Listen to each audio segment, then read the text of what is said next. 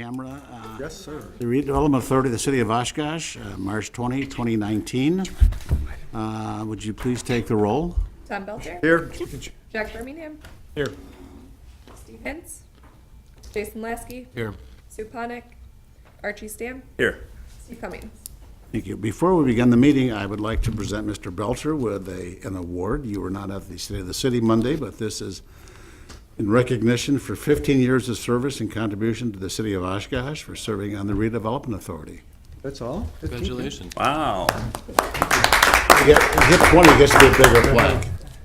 Didn't know you were So thank you. Well, this is the original formation. Also. Thank you. How are you? We have one consent agenda item, which is approve the minutes from the February 4, 2019, and move March approval. 7. Second. Just a voice vote. All in favor signify by saying aye. Aye. New business, we have a public hearing, spotlight designation for 672 Jefferson Street. I see no one here from the public that is going to speak to this, so we've opened it and closed it. First resolution is 19-06, approve spotlight designation, approve acquisition of property at 672 Jefferson Street, $47,000. Motion and a I second. move 1906. Second. Discussion? How blighted is it? Pretty blighted.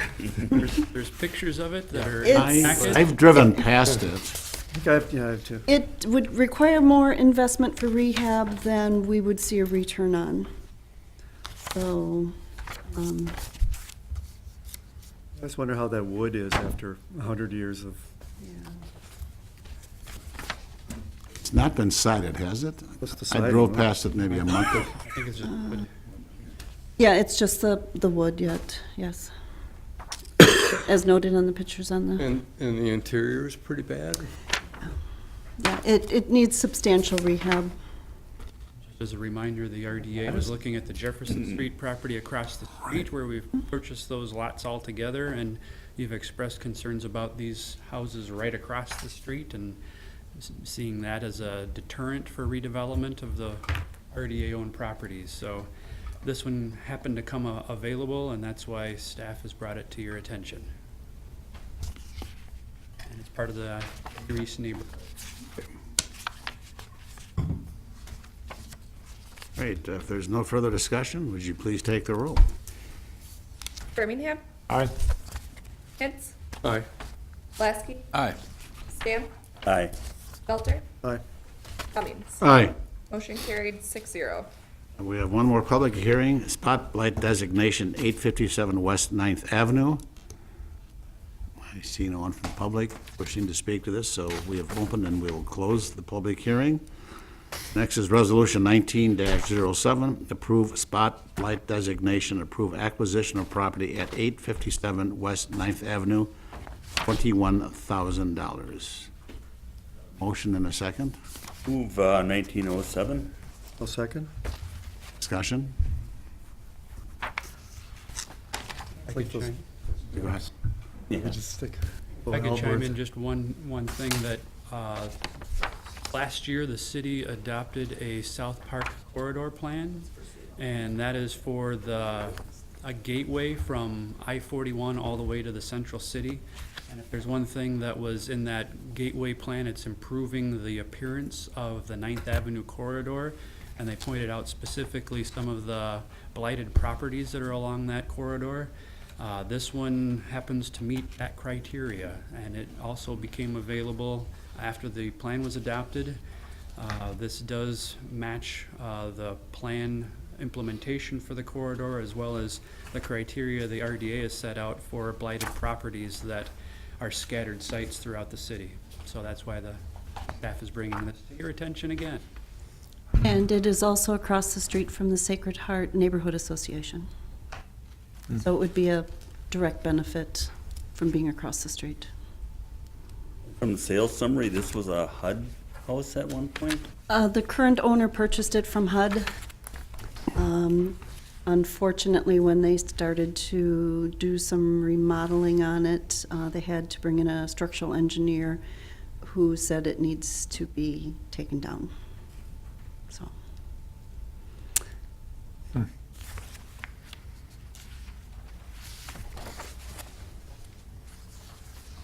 And if there's no further discussion, would you please take the roll? Birmingham, Aye. Hintz, Aye. Lasky, Aye. Stamp, Aye. Belter, Aye. Cummings. Aye. Motion carried 6-0. Next is the Resolution 19-08, authorized submittal of site assessment grant application to WEDC, accept funds, South Shore Redevelopment Area, 43 East 7th Avenue. Motion and a second. I move 1908. I'll second. Discussion? We're accepting funds? If they grant it, yes. What are we expecting?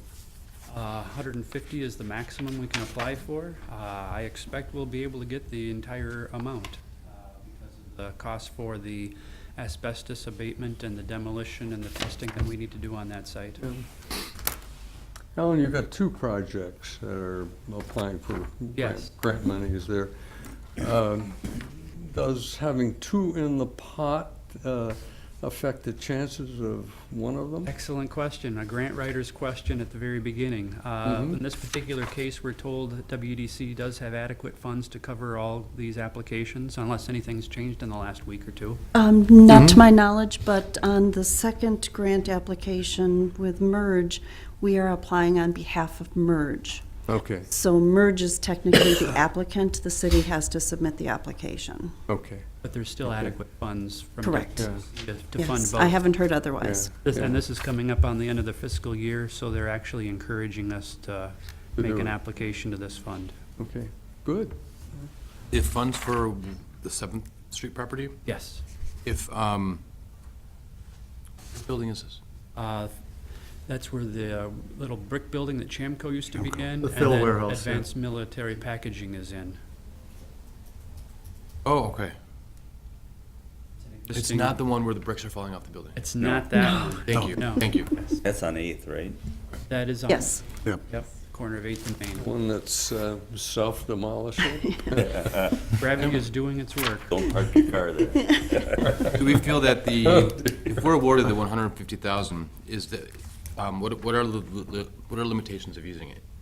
It has to be eligible activities, and as time has gone by, WDC has made them more and more restrictive, but we have so many project costs when it comes to asbestos abatement, and then demolition, and then testing.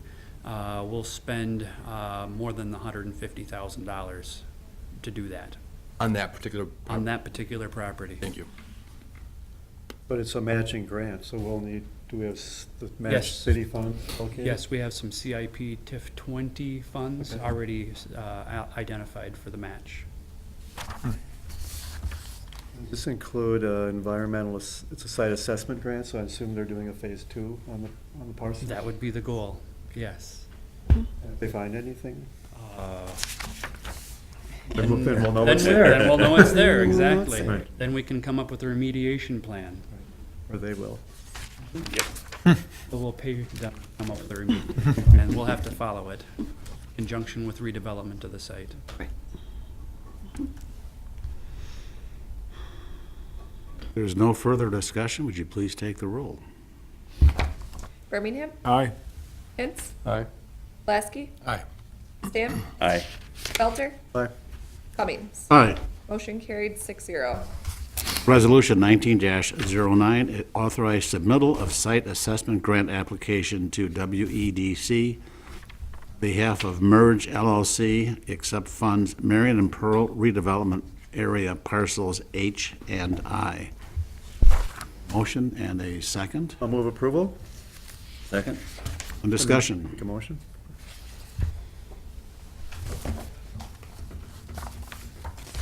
Again, this one, the city, or the redevelopment authority will be applying on behalf of the applicant, Merge Development.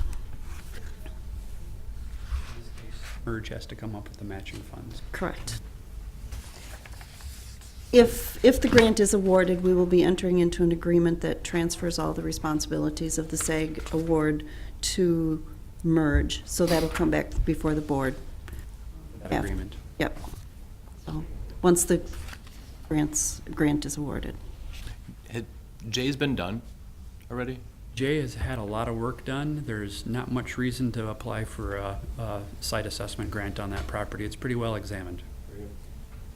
Well, isn't H already capped? Well, and Yes. did you want to clarify my, Okay. To answer Mr. Belter's question, parcel H does have a VPLE on it. So they, Merge needs to do their due diligence with a phase 1 and some phase 2 work for their financing and to figure out where their footings will go for their building. So that's why they're doing those two. Parcel J, with WEDC grant funds, you cannot have a known causer of potential contaminants. And parcel J is Murphy Concrete, who are still in business. So it is not eligible for a WEDC grant.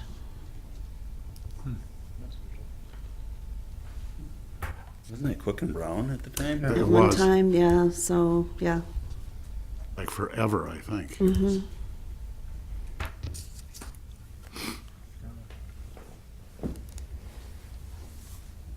If there's no further discussion, would you please take the roll? Birmingham, Aye. Hintz, Aye. Lasky, Aye. Stam, Aye. Belter, Aye. Cummings. Aye. Motion carried 6-0. You have H and I on here twice. oh, by golly, H and I. Let's see, Executive Director's report. Your turn.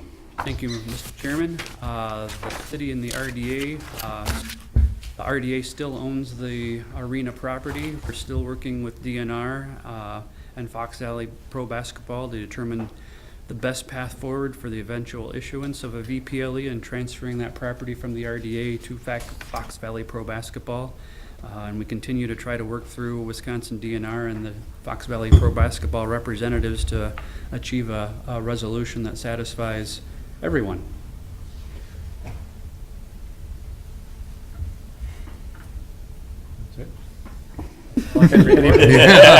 Any progress? Everyone from looks the- at Lynn. Any progress from our last brief? Yes, there actually have been a couple of meetings since the last time that I had updated, so we're having more active communication. By keeping it on a 99-year lease, does that I resolve think it's anything? a 50-year lease, and that is one of the options that's kind of out there. It's not the developer's preferred option at this point, from our understanding. When we see the recent sensitivity of PFAS in the last month and a half, it's suddenly something everybody's reading about. And we don't, is anybody tested for any PFAS in Oshkosh that we know of? I'm not aware of any in Oshkosh. There has been Or the in Fox different Valley? places in the state of Wisconsin. I'm not aware of anything. Do we even know how to test for it? There It's- is, Personally, no, but Well, we don't there know. are people, yes. there are crews out there that are Okay. PFAS trained, so they don't contaminate the samples, and there is a lab in California that can run the parts per trillion test. Takes about 2 to 3 months to do it, and if we go down that path, I'm sure we'll include the RDA as part of that.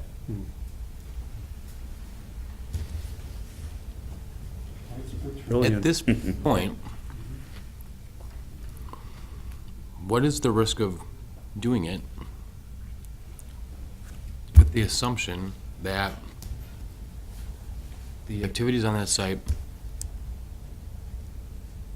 potentially didn't even involve PFAS?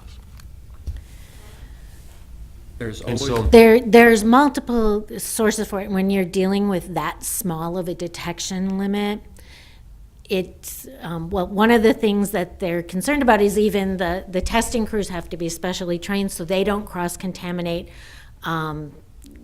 if you have waterproof boots on your testing crew or things like that, it can cross-contaminate your samples. So it's just something to be aware of. It's still relatively new, and I think that's part of the caution with dealing with it. In our case, there's also the question of if you would find something, what the test limit is that would trigger kind of a response. That hasn't been completely clarified yet. And then what kind of response would it entail? Is it just further monitoring? Is it monitoring and some type of remediation? And if so, what would that remediation be, and who would pay for it? Thank you. And that's what I've come to understand, is that the EPA has started this, and the DNR has taken it further. Is that necessarily the case? The EPA doesn't have a limit, if that's what you mean. Correct. So And the they've DNR kind of hasn't started come up to with bring one up yet. PFAS as an issue, There but the is no- DNR is really taking it forward as far as what they're determining their own requirements to be. Yeah, since there's no federal requirement, the state in theory would have to come up with their own. They closed down that Madison well in Monona for PFAS. So they have some standards that they're using, so. Is there any state initiative nationally to try to set a standard for this? I mean, if the EPA is not, I've read. Wisconsin working with any other states to? I know the state of Wisconsin has a brownfield study group, and they've been looking at this over the last few months. They typically would make a recommendation to DNR. There's a lot of DNR staff and attorneys, both public and private, and practitioners that chime in on And that. the state health department's also been asked to look at it. State To- Health yeah, Department, okay. To work with that. Study- Yeah. The Brownfield Study Group has, I think, a special PFAS committee set up at this point. Is there any information about phase twos, and if in doing phase two now, if there's, in the state of Wisconsin, if there's any more push to include PFAS in that investigation? It's a great question. I'm not sure DNR or anybody has an answer for that yet. I know they've selected our site based on the previous use, so I think it's going to have a lot to do with what the phase one findings are, Got it. before they require a phase two. I know the VPLE program they were talking about, long-term, the DNR is going to provide that liability exemption only for the chemicals that are tested in the phase two section. So if you're gonna want PFAS covered, you're probably gonna have to test for it. That's just where I see it headed.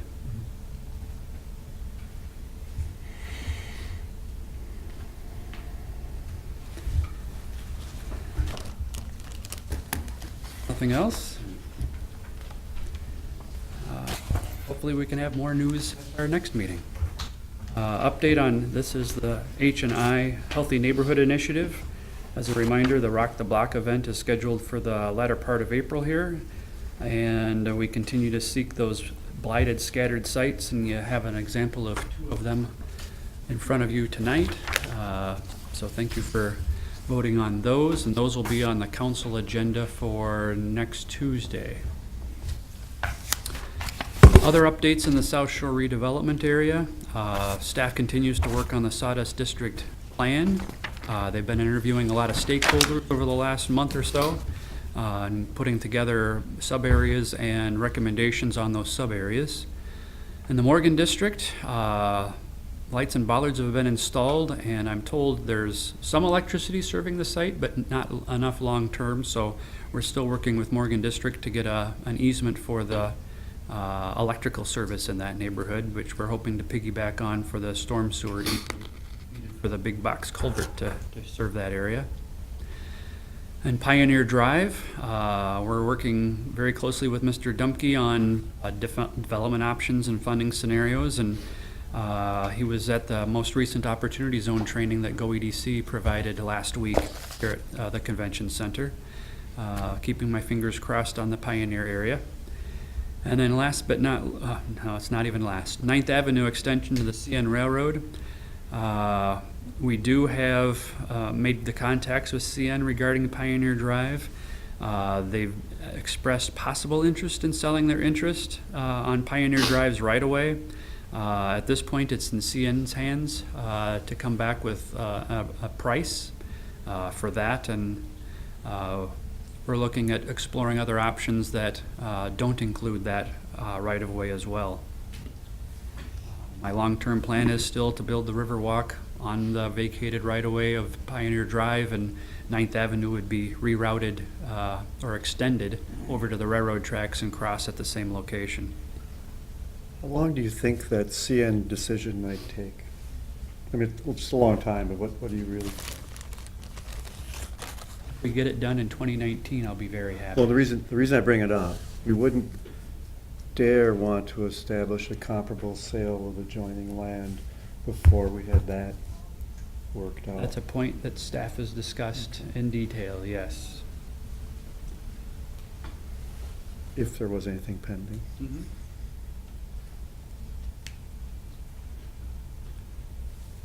And the last item on is the Boatworks property option expired, and Mr. Wiesenberg hasn't renewed it at this point in time.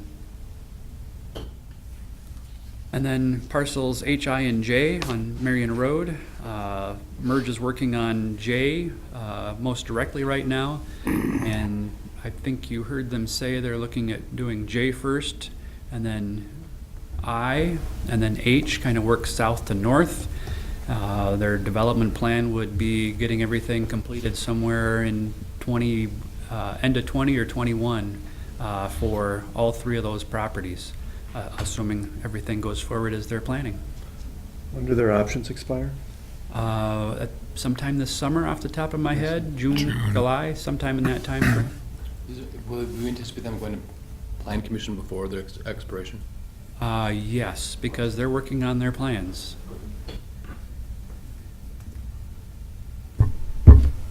And let's see, it's Sawyer and Oshkosh Ave.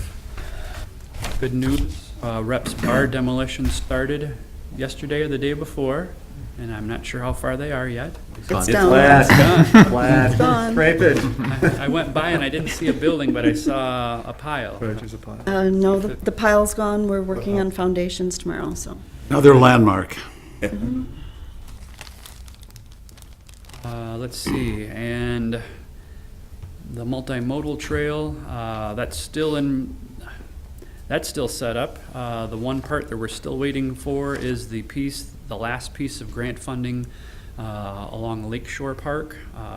There were federal funds involved with that, and DNR hasn't gotten the approval from National Park Service for that last grant, and they have pointed at the government shutdown a few months ago as delaying all the projects they have with federal funding. So I'm really hoping it happens in April, because if it's not awarded in April, we're gonna start seriously looking at what can we do to keep on schedule, because we're gonna lose our time frame to get that built by the time Oshkosh Corp headquarters opens. Road that served the golf course prior? That'll be Will part that- of it. That will be part of it? Yes. You're gonna utilize that road, or? We're going to grind off most of it, but we're gonna grind it up and repave it so it looks like the trail, like everything else. And then we'll add the lights and bollards along there like we have every other part. So we'll remember it was a road, but it'll look like a trail when we're done. Awesome. How do we get from Butamore Bridge to along the north side of the golf course? There's that drainage, gravel Yes. swale there. How do we cross that? Let's see, we're gonna build a jump on each side. that's And what- then- there is And then that. they're gonna build a bridge across the two jumps, so it'll be a. Are we bridging it We right? could leave one for more bridge- risk-taking Right. bicyclists. People with new hips. Nope, nope, there'll be a bridge there. That's what I thought. Just a second to go back to the Healthy Neighborhood Initiative, but I don't know, let's go H&I. We changed the name to Oshkosh Healthy Neighborhoods. And there's an organization out of the Fox Cities, primarily Appleton, called Rebuilding Together. They'll be forming in Oshkosh. I went to their fundraiser Friday in Appleton, a thing called Cuisine for a Cause, and they've got a heck of a strong organization up there. 400-some people at this dinner. I made 400 cannolis with a guy, but they focus on more facade work as far as for homes for veterans, elderly and so forth. They're not doing major rehabs, but it's more the facades to get those taken care of, but they're, And for handicap, they'll do. and handicap too. They'll do adjustments for ramps and Yeah. doorways and grab bars. So it seems to be a nice compatible fit with Oshkosh Healthy Neighborhoods. You were there too. Did you like the cannolis we made? Yes, they were chocolate. I like chocolate. A lot of chocolate. I did the powdered sugar. Yes. Anything, agenda items for the May 15th meeting? Do you expect a meeting before then, or think we're good till May 15? A lot of times you guys. you just Anything know is these possible, things, okay. yeah. I'm not aware of anything, but there's a couple things pending yet, so we'll see. Needs to make a motion to adjourn then. On the first day of spring, who would like to make a I'll motion? make a motion to adjourn. Second? All in favor, signify by saying aye. Aye. Adjourned. Thank you.